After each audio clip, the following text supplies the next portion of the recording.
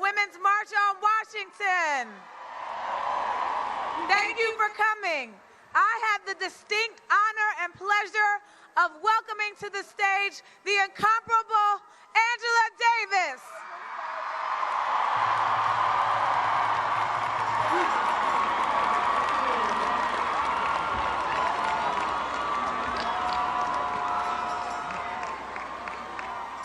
So, at this very challenging moment in our history, let us remind ourselves that we, the hundreds of thousands, the millions of women, trans people, men, and youth who are here at the Women's March, we represent the powerful forces of change that are determined to prevent the dying cultures of racism, heteropatriarchy from rising again.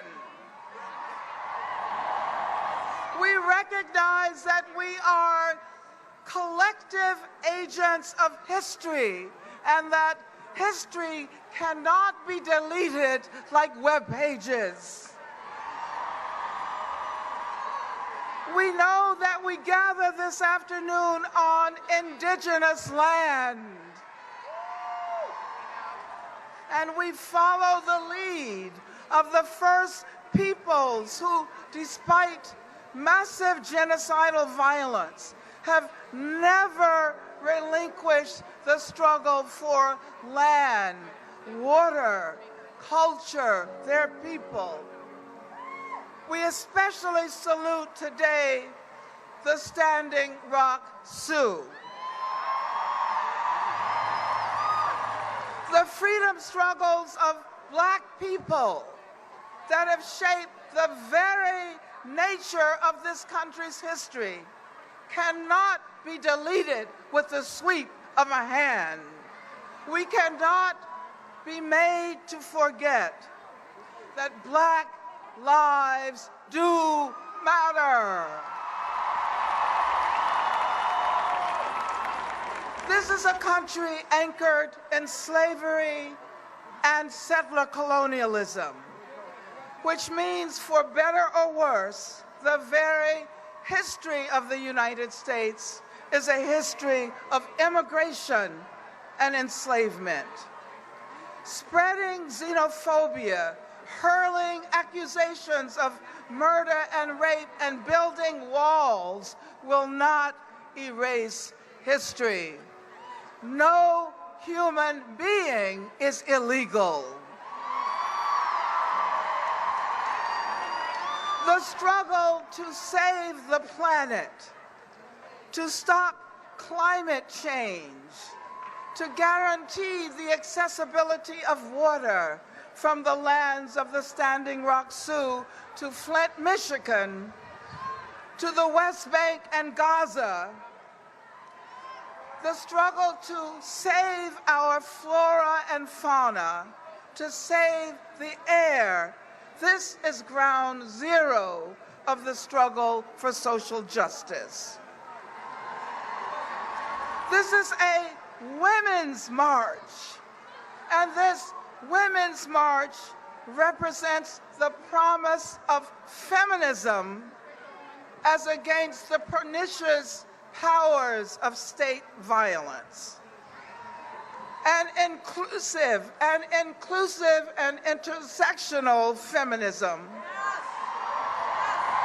An inclusive and intersectional feminism that calls upon all of us to join the resistance to racism, to Islamophobia, to anti-Semitism, to misogyny, to capitalist exploitation. Yes, we salute the fight for 15. We dedicate ourselves to collective resistance. Resistance to the billionaire mortgage profiteers and gentrifiers. Resistance to the healthcare privateers.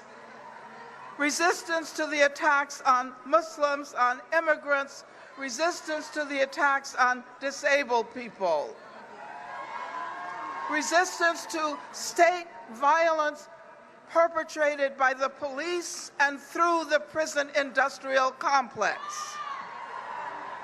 resistance to institutional and intimate gender violence, especially against trans women of color.